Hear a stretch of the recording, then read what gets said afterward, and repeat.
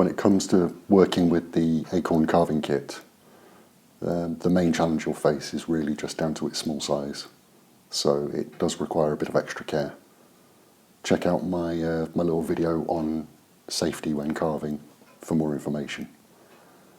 So to begin with, you're looking to remove the material from the side.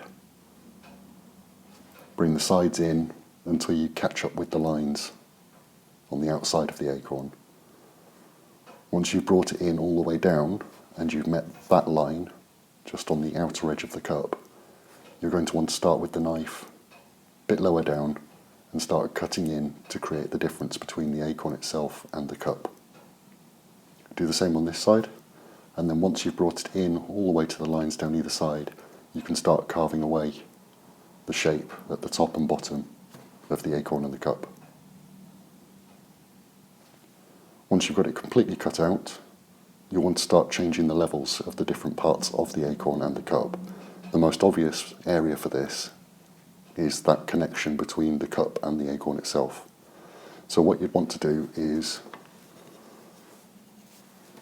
simply put a score line across, following that line between the two.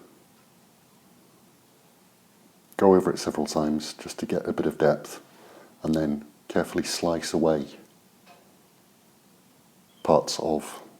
slice away little layers of wood just to get a bit of difference in the height between the cup and the acorn.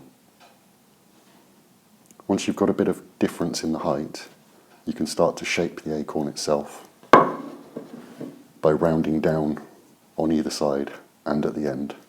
But if I was you, I'd start from the sides and just start rounding it down until you've got all the way down to the back. Remember that you need to keep an eye on which are the highest parts of the design. In this case, it's right down the centre, so down the centre of the cup and the centre of the acorn.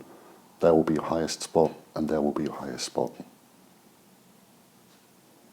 Once you've shaped it from side to side, you can start shaping down to the end of the acorn and down to the back of the cup.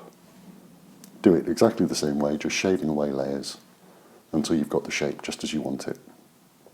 Once you're happy with the shaping of your acorn, if you're not entirely happy with how smooth the surface is, don't forget you can always use some sandpaper just to tidy it up a little bit. So when it comes to the sandpaper, you want to start with the coarsest grit, which is the 120. Each piece is marked on the back with what grit it is. So you start with the 120, and then you move on to the 180, and finally with the 240. And following that, if you use them in that order, you should end up with a nice smooth finish. From there you have the option of adding details on the cup itself. Adding details this small can be quite difficult, but my advice would be use little scoreline cuts as before, and again slice away thin layers in order to create a bit of depth and a bit of difference between the different areas, and that should create a bit of texture for you. Once you've finished shaping the acorn and the cup and you're happy with it, and you're happy with the look, and you've done your detailing as much as you want to do, then you want to take your eyelet, a little screw-in eyelet that comes as part of the kit, and simply screw it into the top and centre of your pendant. Once you've got it all the way in and it's nice and tight, you can then thread the cord through and you're done.